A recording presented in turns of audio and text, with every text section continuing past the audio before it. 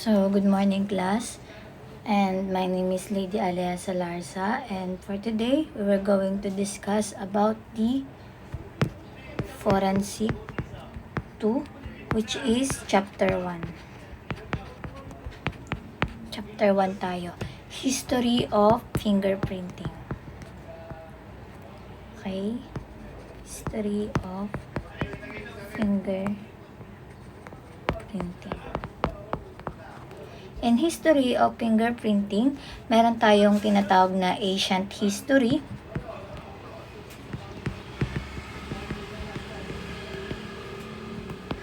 which friction skin impression were used as a proof of a person's identity in China. So, early in China, ay ginamit ito in early 300 BC, kung saan ang friction ridges daw, ang ibig sabihin kasi ng friction ridges mga anak ay friction ridge ay, ang ibig sabihin na ito yung mga tip natin na makikita nyo sa fingers, ayan, sa fingers, sa palm, sa tones, ito yun, yung makikita nyo dyan, yung mga magaspang. Ang tawag doon ay friction ridge. So, in ancient history, pagdating ng China, ng early 300 BC. And pagdating naman ng Japan, in early AD 702. And next is United States. Sa US naman siya umusbong since 1902. So, tandaan nyo lang tong tatlong country na to in Asian history. So, the China, Japan, and US. Kung saan pinakilala ang friction ridge. Na ibig sabihin na to, ito yung mga nakikita nyo magagaspang sa tip ng mga finger nyo, sa palms and sa toes. Yung mga magagaspang, may mga fingerprint. Ayan yun. Ang tawag doon ay friction ridge. Next, tungo tayo sa Chinese earthenware. History to ha. History tayo ha ng fingerprinting. Wag malilito. So, Chinese earthenware. So, yung iba, hindi na isusulat ni ma'am. Kaya, mas importante na makinig para may maisulat kayo sa notes nyo. So, yung mga ibang mga sinasabi ko, malay nyo, yun pa yung mas importante.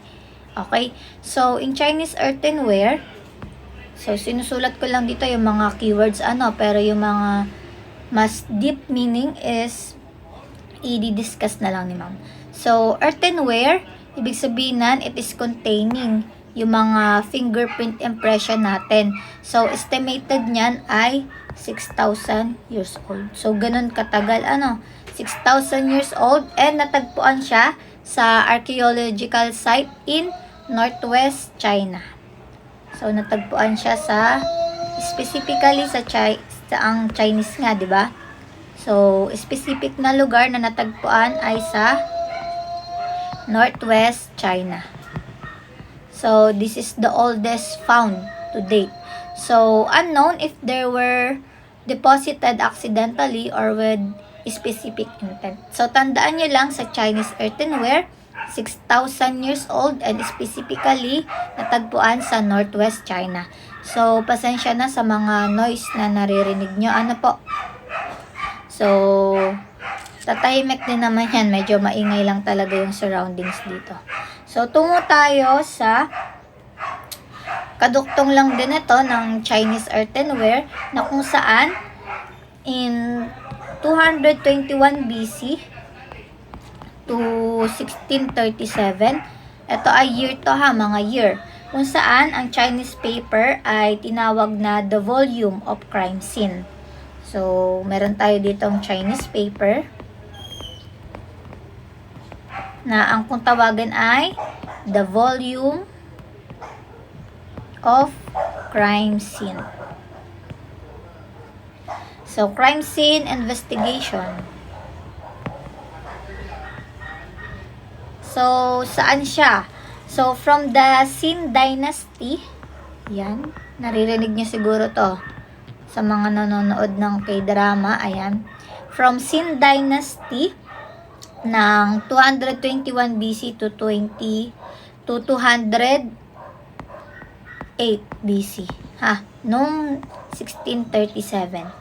Na kung saan na-mention dito yung handprints and ginamit to sa pagkuha or sa type ng mga evidence. So, they use a clay impression in documents and books as author signature.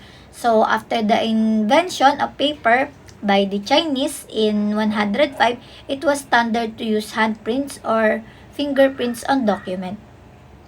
So, syempre, dati illiterate yung mga tao. So, di pa nila alam yung signature. Kaya naman, ang Chinese ay ginamit nila na signature ay ang kanilang handprint, kung saan nilalagay nila ito or ina-impress nila to sa mga clays. Sa clays pa Pero pagsapit ng AD 105, umusbong na yung paper. Kung saan umusbong yung paper sa China din po. Sa China umusbong yung paper. So dati clays, ngayon sa paper. But they use pa rin yung handprints or fingerprint kapalit ng signature. Okay. So, kunyari, may mga document na importante. Like, kunyari, contract or deed of sale. Ganyan. So, imbis na signature, yung makikita nyo noon ay mga handprint or palm print. Okay. So, dati, ito new, ito old. Ganyan po. Pumirma dati signature. Ganyan ang signature dati. So, next, punta naman tayo sa Japan. So, in Japan, enacted law in AD 702 that if a man could not write, another man could write the document for him, after which he would sign it with his own index finger. So, index finger naman to. So, dati kung hindi ka daw marunong, no read, no write ka, or illiterate ka in Japan, so, another man, pwede kang magpatulong sa ibang tao na sila yung magsulat para sa'yo. But, gagamitan ng index finger. So, kung sa China, handprint and fingerprint, dito sa Japan, index finger. So, it indicates that the Japanese had some understanding of the individual fingerprinting. Okay? Huwag kalilimutan, index finger o yung gitna ng ating, ang pangit pala ng sulat ko, I'm sorry. Yung gitna ng ating daliri, index finger. So, sa China, handprint, buong kamay, or yung mga fingerprint natin dyan. In Japan, index finger lang. Okay po. Then, pagdating naman ng India, they believe that the use of handprints was adopted by the nobility in India as a stamp on official documents. So, they use lang handprints din. Pero ito naman, specifically para sa, same lang siya sa China, handprints. Pero specifically for official document. So, dati kasi ay dito sa India, may kwento na yung, kunyari, dinedemolish yung mga bahay. So, imbes na yung mga nakatira doon, illiterate, hindi sila nakabasa, hindi nakakasulat. So, imbis na signature yung gagamitin nila, is handprint yung ginagamit nila sa mga official document para mapapayag sila na mapaalis doon sa kanilang tinitirahan. So, next, punta naman tayo sa mga person na ma-encounter nyo dito sa ating topic or history ng fingerprint. So, mga names lang yung ibibigay ko and other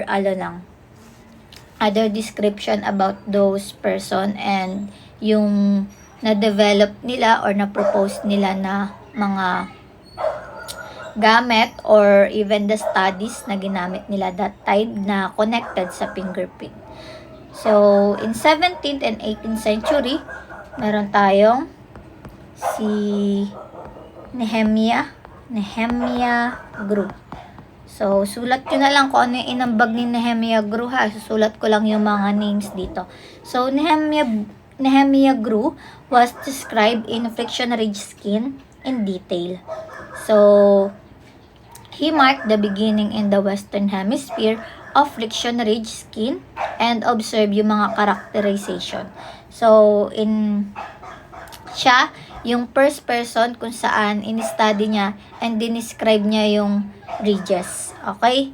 So, he studied the ridges, the furrows, the pores, yung pores na makikita nyo sa hand and foot, yung mga pawis ha. Ang pores, ang ibig sabihin ng pores ay pawis. So, yan. Siya yung unang taong nag-study and nag-describe ng ridge furrows, pores in hand and foot. Next is si Marcelo Malpighi. Si Marcelo Malpighi naman, he found that fingerprint have common patterns. So, kung dito si Nehemia Grew, first person, study and describe ridge furrows. Yung mga ridges. Yung mga ridges kasi yan yung makikita nyo sa fingerprint nyo na mga characteristic. Okay? Kung kay Marcelo Malpighi naman, he found fingerprint have common patterns. May mga patterns daw ang fingerprint natin. Tatlo lang yung pattern natin ha. Arcs, loops, and whirls.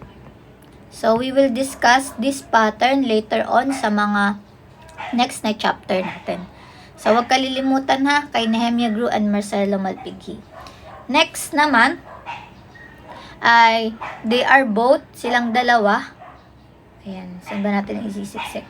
Silang dalawa ay they study the human skin ridge pattern o yung mga fingerprint natin. Yan yung pinagkatulad nilang dalawa. Next, tungo tayo kay J.C. Mayer. Puro mga tao lang yung pag-uusapan natin dito ha. J.C. Mayer is a German doctor and anatomist who wrote a book about the uniqueness of the friction ridges. So, he contained the drawings of the friction ridges pattern. So, he recognized that the fingerprint, so, ang fingerprint daw natin ay unique. Okay, unique daw. Magkakaiba daw tayo ng mga fingerprints. And next, we have Thomas Bewick. Si Thomas Bewick is an English wood engraver and ornithologist, left wood engravings of his fingerprint of a several wood engravings of birds and other animals between 1809 and 1826. So, very detailed yung mga engravings na ginagawa niya. So, unknown if Bewick understood the value of friction ridge of the skin for individualization.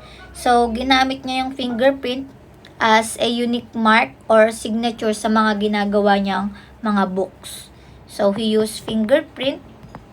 So, di ba ngayon ang ginagamit mga names kapag magagawa ka sino yung author ng libro, ganan. So, dati, para makagawa siya ng book, imbis na author or pangalan yung nilalagay niya, fingerprint. So, he used this mark sa paggagawa niya, pag-engrave sa mga woods and also sa books. Okay? Yan ang ambag ni Thomas Bewick. Next, tungo naman tayo kay Johann E. Perkin-J. Johann E. Perkin. Oh, I'm sorry. Ano to ha? Perkin-J. Yan yung spelling niya ha.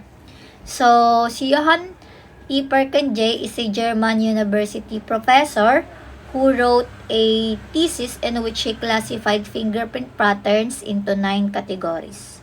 Okay, si Johann Perkin-J, ito yung fingerprint pattern. Yung arcs, loops, and whirl. Ngayon, kay Johann Perkin-J, yung arcs, loops, and whirls na yan, meron siyang ginawang 9 na categories. So, paanong 9 na categories? Kunyari, sa loop, 3. Sa arts, 3. Sa loop, 3. Sa world, 3. So, 9 categories. Bawat arts, meron pang mga categories. Okay, that we will be discussed later on. Yun lang. Kay Johan Perkin J, nagtatag siya ng 9 categories ng fingerprint. Next, we have Herman Wecker. Herman Walker. Walker pala, not Wecker. Walker. Si Herman Wecker, a German anthropologist who wrote on the study of fingerprint permanence. So, printed his own hand in 1856 and 1897.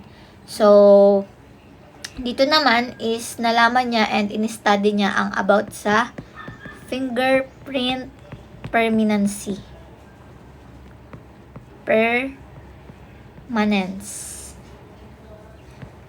Kung saan, simula nung pagkabata natin, hanggang tumanda tayo, is yun pa din yung fingerprint natin. Hindi nagbabago. Permanent. Okay, yun ang kay Herman Walker. Next, we have, okay, naglalag lang si Ma'am saglit. Okay. William, naglalag ako.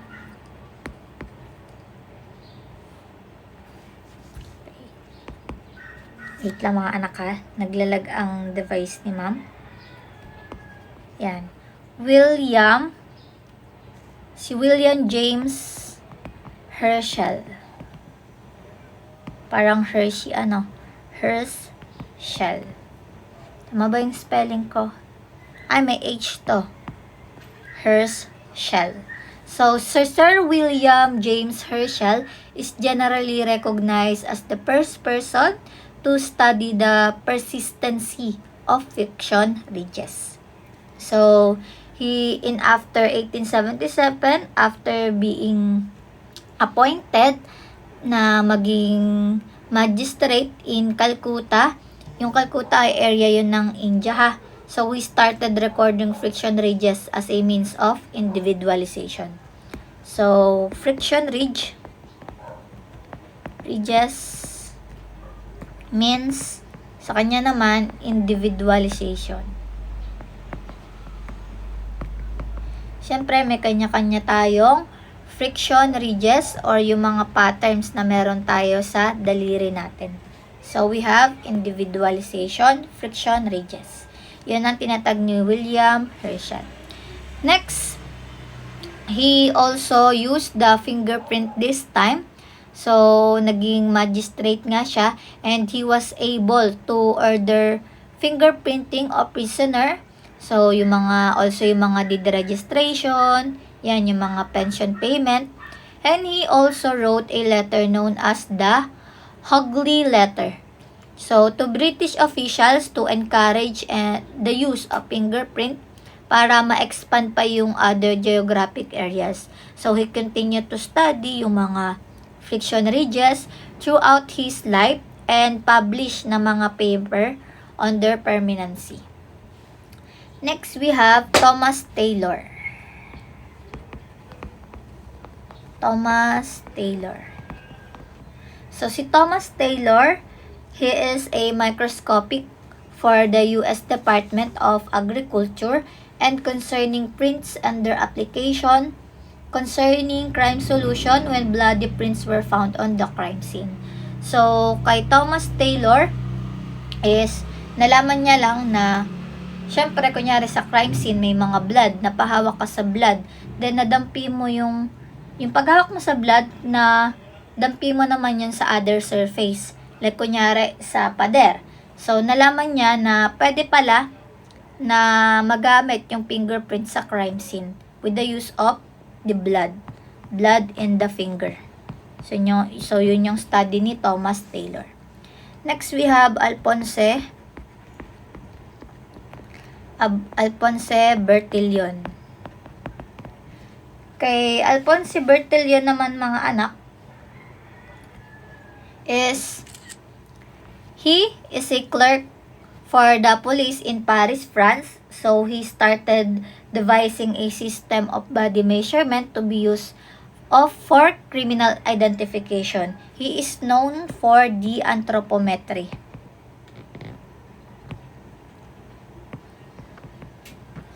So, he implemented this in 1882 and eventually named as the chief of the Department of Judicial Identity in 1888. So, he recognized as the father of criminal identification. Bakit siya yung tinawag na father of criminal identification? Kasi si Alphonse Bertillon, meron siyang tinatawag na anthropometry. Yung anthropometry, mga anak, ang ibig sabihin nan ay body measurement. Kung ngayon, ang ginagamit natin para ma-identify yung isang kriminal ay mugshot, yung mga picture, yan, fingerprint, yan yung ginagamit natin sa pag-identify ng tao ngayon, di ba? Photographs, kasi makabago na tayo. Noon, ang ginagamit pa sa pag-identify ng tao ay ang anthropometry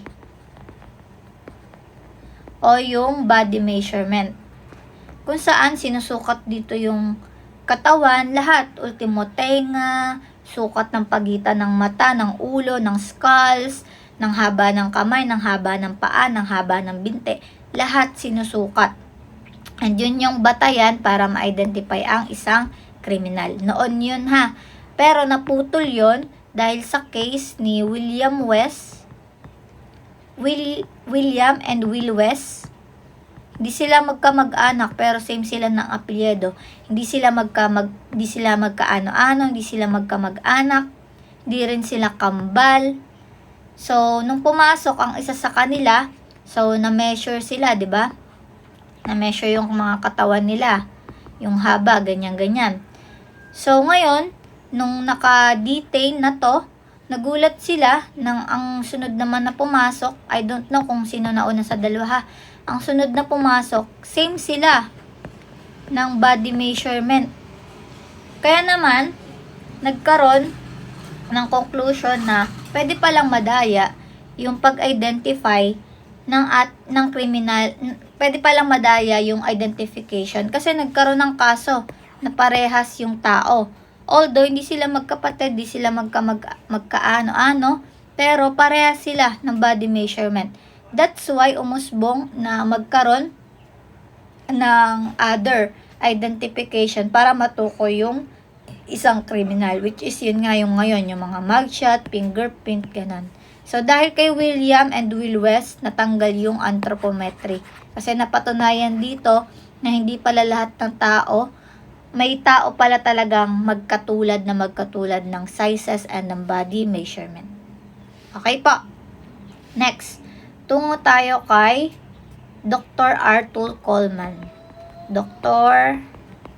Arthur Coleman.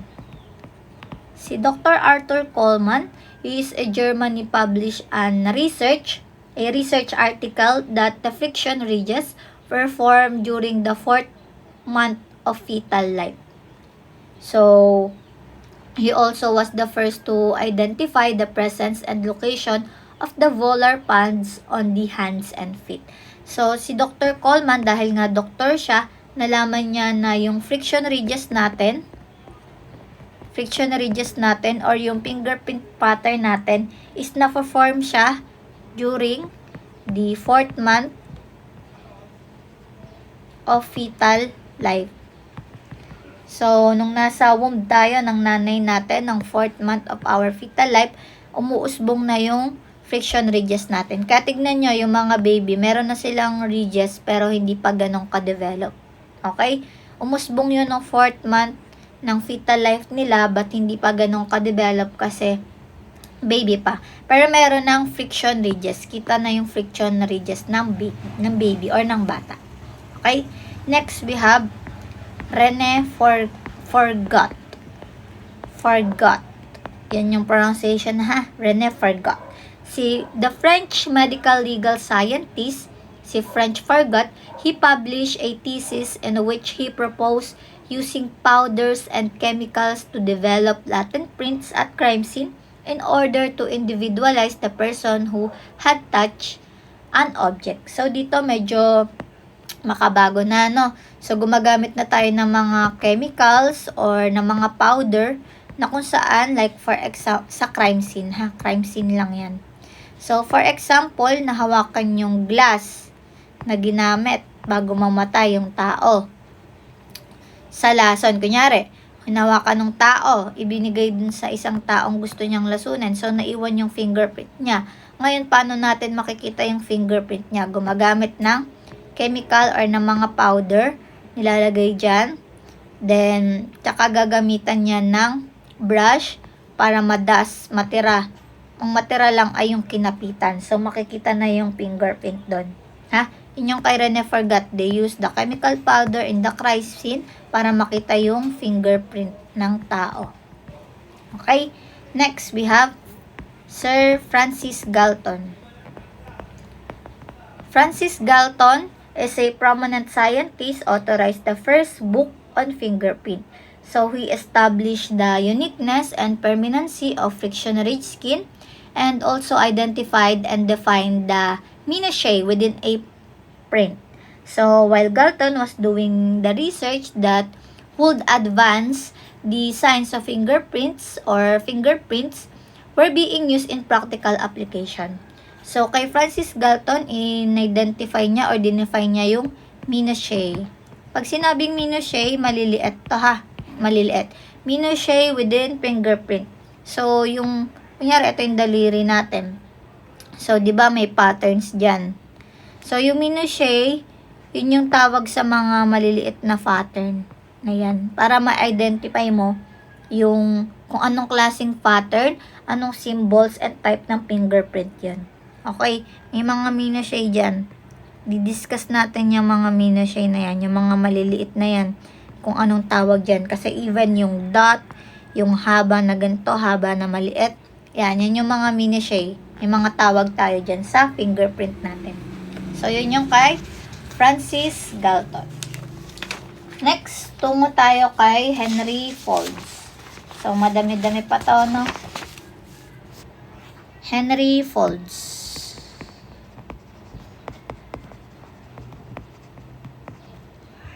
Henry Folds.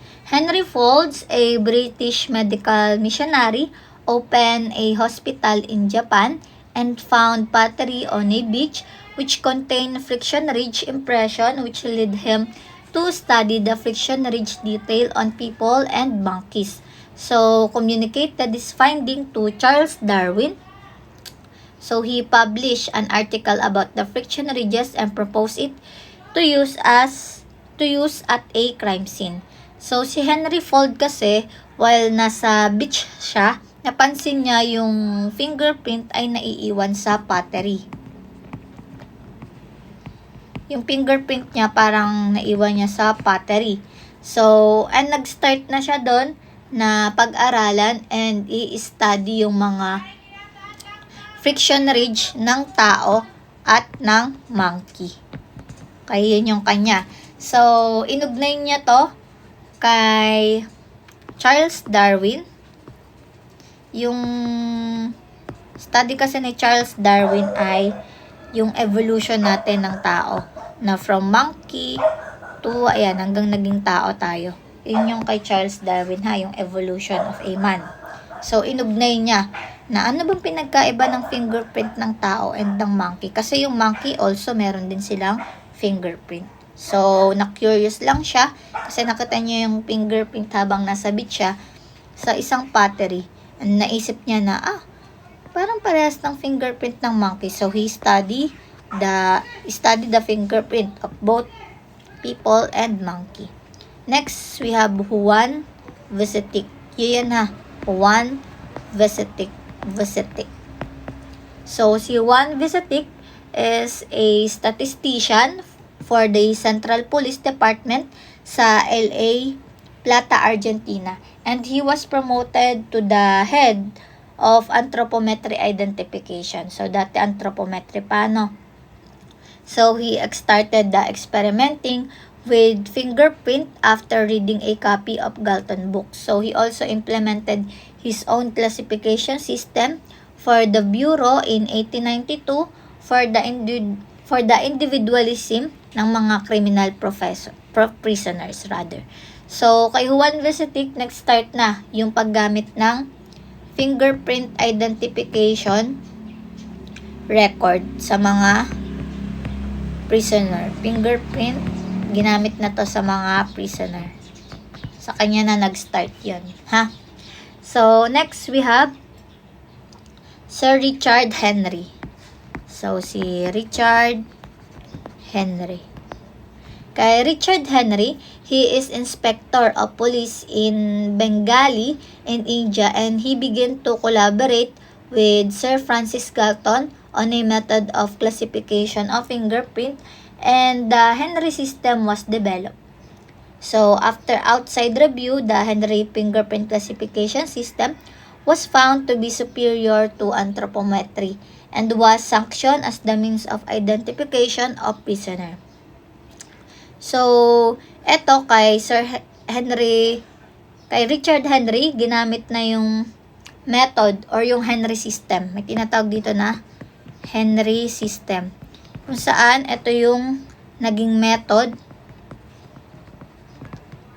for classification of fingerprint. So, yung Henry system, yun na yung method para maklasify natin kung ano yung klase ng fingerprint. And ginamit na to sa mga prisoners. Okay? Next person, we have Belper Committee. Meron tayong tinatawag na Belper Committee. So, in England kasi, the Belper Committee, kaduktong pa rin to na ni Sir Richard Henry ha. In England, merong Belper Committee. So, after hearing the testimony on the application of fingerprint of individual, so, Henry classification system, it became the standard of practice in England. So, in short lang, nagsimula to ang lahat sa England. So, taga doon, si Sir Richard Henry. So, next, additional lang kay Alphonse Bertillon. And additional for Alphonse Bertillon, he was called upon to assist in a murder investigation in France.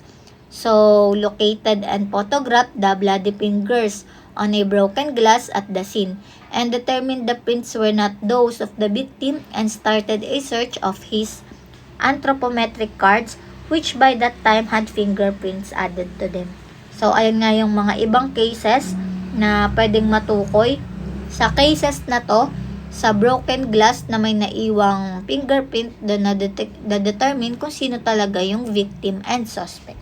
Okay? Dahil yon kay Alphonse Bertillon. Tumulong lang siya mag-assist dun sa murder kasi hindi maano yung case hindi masolusyonan yung case kung sino yung biktima at sino yung pumatay. So, that's why sa fingerprint ng broken glass, doon nalaman kung sino yung biktima at suspect. So, additional lang, ayan, na-discuss ko na rin naman yung kay William West and Will West. Punta tayo dito ng in 1904, kasi this is very important date. In 1904, the fingerprint identification was in a display booth at the World's Fair in St. Louis, which was manned by Inspector John Kenneth Ferrier. Si John Kenneth Ferrier. So, of Scotland, New Scotland. Taga Scotland siya. So, and made a presentation to law enforcement official from throughout the US. So, he remained in the US to teach others about the fingerprinting, to include the development of latent prints with powders. So, those he trained went to teach yung mga fingerprint science to law enforcement and military personnel throughout the rest of America. So, si John Kenneth Ferrier ang unang nagturo sa mga militar and sa mga pulis sa US para gamitin na yung fingerprint sa crime scene or even sa pag-identify sa mga prisoners. Okay, after England is sa US. So, US na. Sa US naman, lumaganap. Okay. Next. Tungo tayo sa other personalities. Puro kasi personalities to, no? Ayan. So, we have Inspector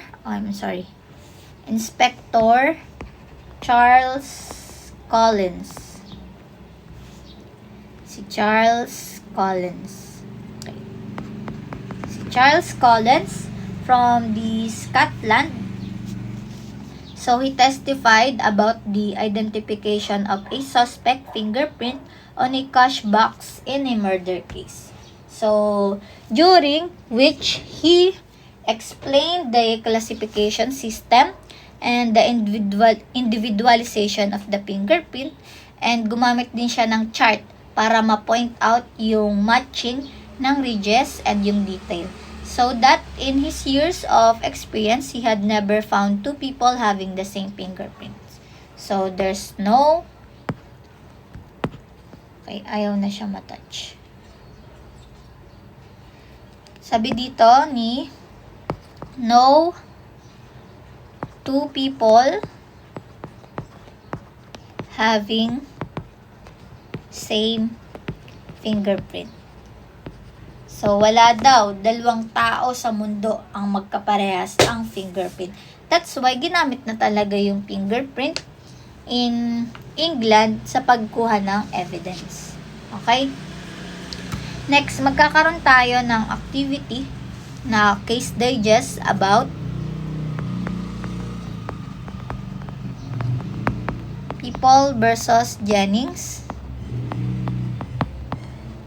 and People versus Crispy. Ayan. So, i-case digest natin yan. Tatlo yan eh. So, hindi ko na to i-discuss dahil i-case digest na to. So, next we have Dr. Edmund Lockhart. Si Dr. Edmund Lockhart, he is the director of the Laboratory of the Police of Lyon, France. So, he published the legal evidence by the fingerprint and had been the student of Alphonse Bertillon and example of the law enforcement personnel conducting research into fingerprint science. So, mas kilala siya bilang Lockhart Theory of Exchange. Na ibig sabihin ng Lockhart Theory, every contact leads a trace. Tandaan ha, every contact leads a trace. So, ibig sabihin lang nun, every crime scene, there's an evidence. Okay? So, next, we have the year 1924 na kung saan napasama na dito yung FBI. So, FBI Identification Division is established. Na-establish na to. So, originally, nag-started lang to sa 810,188 criminal fingerprint files. So, ganun kadami na agad. Ha? Next, we have, sabi ko nga tatlo yung case digest nyo, is State versus Johnson. Yan, di ka na rin ito i-discuss dahil magiging case digest nyo yan. Next, we have in 1939. So, this is the first use in US ng fingerprint in disaster. Disaster naman to, sa disaster.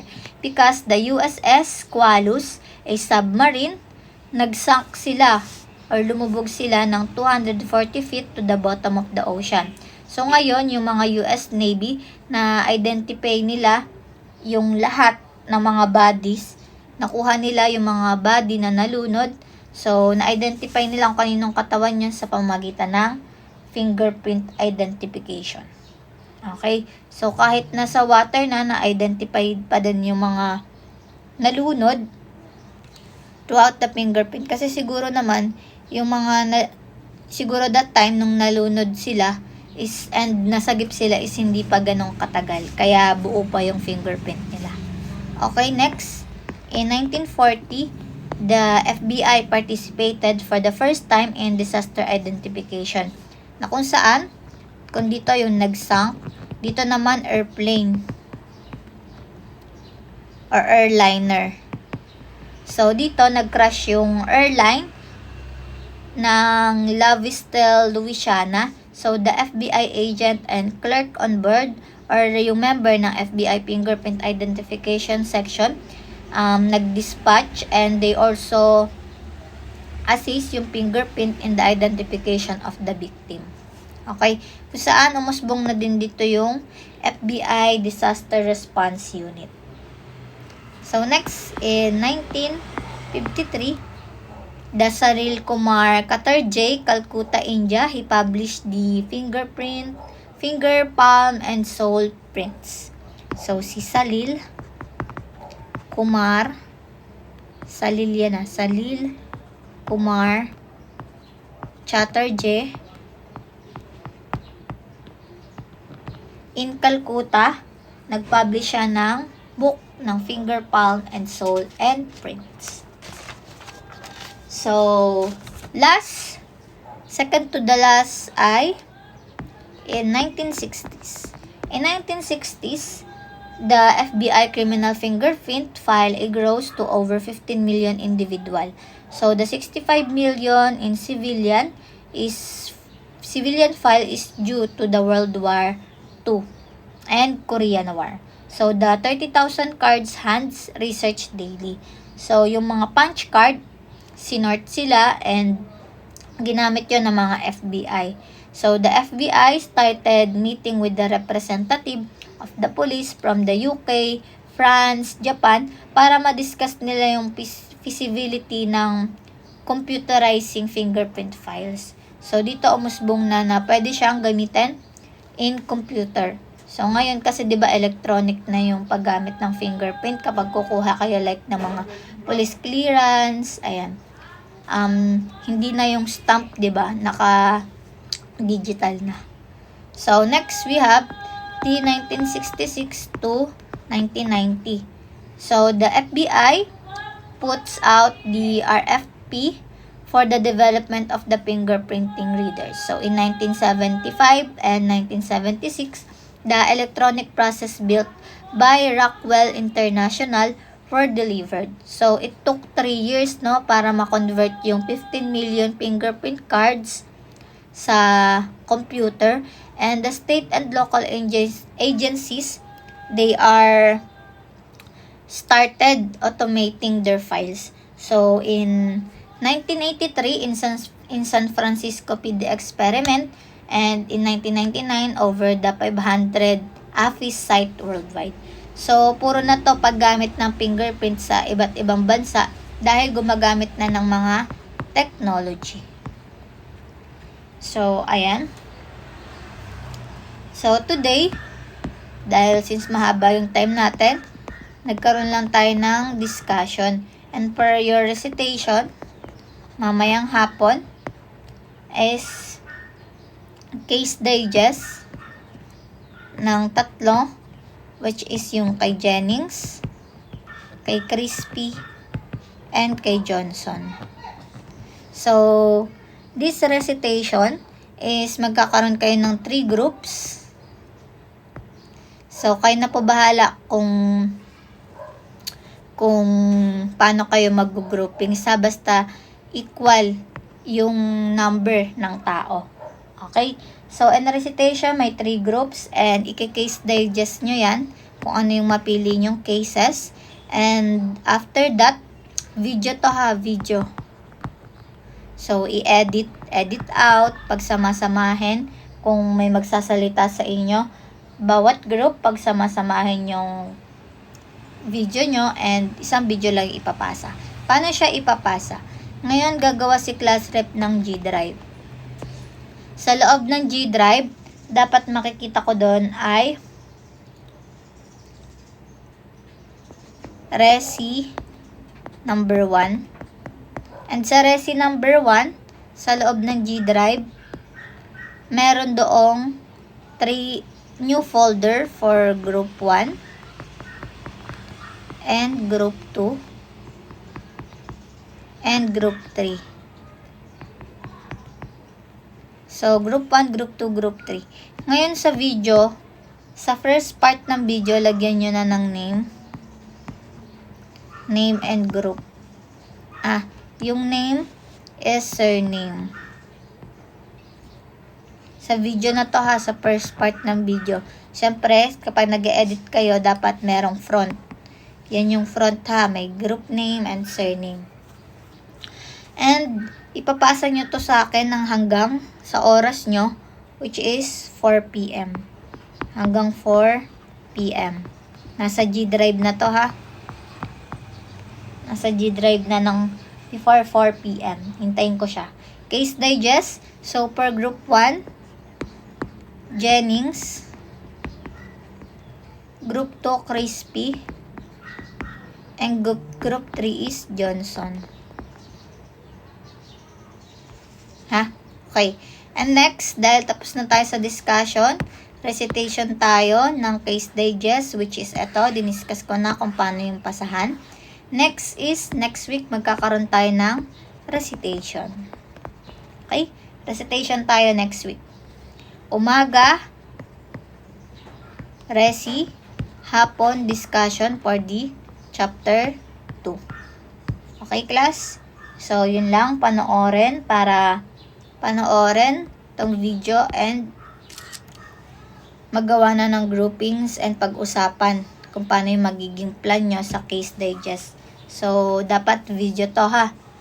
Video ng sarili nyo na pina-explain nyo sa akin yung pagda-digest nyo, kung paano nyo dinigest yung pasok. So, again, thank you class and hopefully may natutunan at naintindihan. And God bless.